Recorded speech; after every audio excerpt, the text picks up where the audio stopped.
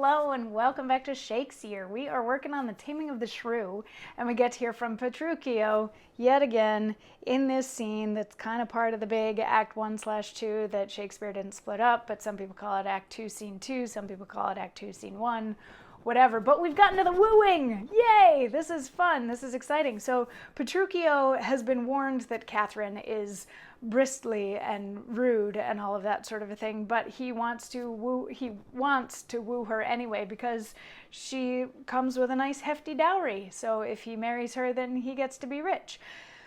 So she has already in this scene broken a lute over the head of one of her supposed tutors, who was actually Hortensio in disguise, wanting to use the whole tutor thing as an option to get closer to Bianca because everybody else wants to get with Bianca. But then Catherine was brought outside so that Petruchio could woo her, and he, in yesterday's monologue, let the audience know that whatever she does, he's going to pretend that she did the opposite. So he's basically playing a game of opposite day. Or if you're not feeling as kind about that phrasing, and if you do go and read this particular interchange and you want to say that he's decided that he's going to gaslight her, you could also say that he's gaslighting her in this particular scene. But she's holding her own, which is super fun. So she comes outside and she's like, ew, go away. And they start into this back and forth that it's written to be rapid fire, just back and forth in them. And sort of one of the ways that you can tell when you're reading Shakespearean language, we've talked about iambic pentameter before, they can share lines. So if he only has like six syllables or whatever, and she's got 4, that's a shared line that makes a total of 10. And that means that those lines are supposed to come like immediately back to back. And they're full of double entendre and twisting around the meanings of words. Like she insults him by calling him a stool, like a footstool. And he's like, yeah, so come sit on me. Sexual innuendo. And she's like, well, you know, asses are made to bear, meaning donkeys are supposed to carry the heavy burden. And he's like, women are supposed to bear, meaning bear children, that kind of thing. So they keep going back and forth like this, with him making increasingly vulgar sexual passes at her. At one point he gets to "my tongue in your tail" sort of a thing, which is a bit much for her, so she slaps him and he's like, do that again and I'm gonna smack you. And she's like, if you smack me, then you're no gentleman, because a gentleman would never slap a lady, so you will have no arms if you slap me again.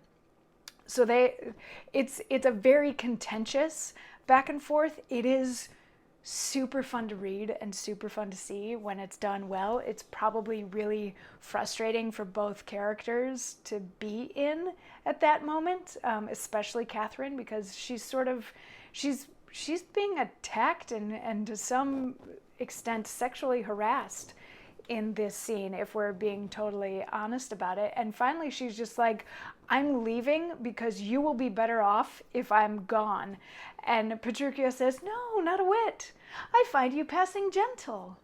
'Twas told me you were rough and coy and sullen. And now I find report a very liar, for thou art pleasant, gamesome, passing courteous, but slow in speech, yet sweet as springtime flowers.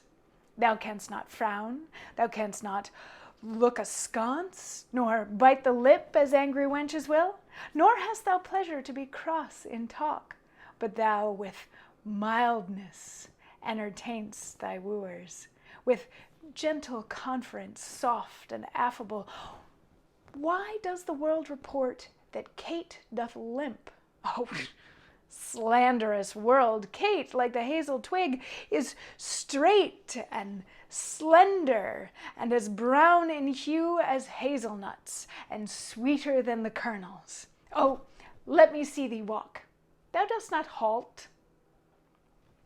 So this is the gaslighting speech, where he's like, no, please stay. You've been lovely keeping company. I mean, you're a little slow, maybe a little dumb.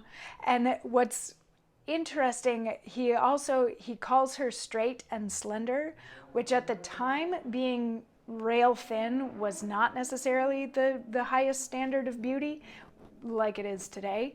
So to insult a woman by saying that she's straight and slender, like he's saying that she has no curves and is not shaped like a woman. So he's insulting her physicality here too. He's doing a little bit of like the Prince of Persuasion type of a thing in order to try to win his lady, if you're a fan of Bob's Burgers. And it doesn't work for him. She continues to try to leave or to make him go. We're only partway through all of their back and forth, and tomorrow we get another like piece of a monologue from him in terms of their back and forth and where things land. But it's if if presented in a context other than this world of Me Too, it is kind of a fun back and forth, and it's probably fun for the actors playing it to get to explore that, because they just get to be outright mean to each other, which could be a lot of fun. If this was happening in real life and in a real context, then I would very, very, very much empathize with Catherine, and I probably would have smacked Petruchio as well for being rather vile and disgusting and that kind of thing when he's supposed to be wooing her so that they can get married. Like, she's got no reason at this point to actually want to be with him. But anyway, that's mostly today's speech. Tomorrow's speech comes like 2 lines later. There's not a lot that happens in between, but we'll catch up on that. We'll catch up on that tomorrow because it's a better lead in than a lead out for today. So we'll do that then. I'll see you tomorrow for more fighting between Petruchio and Kate. Mwah.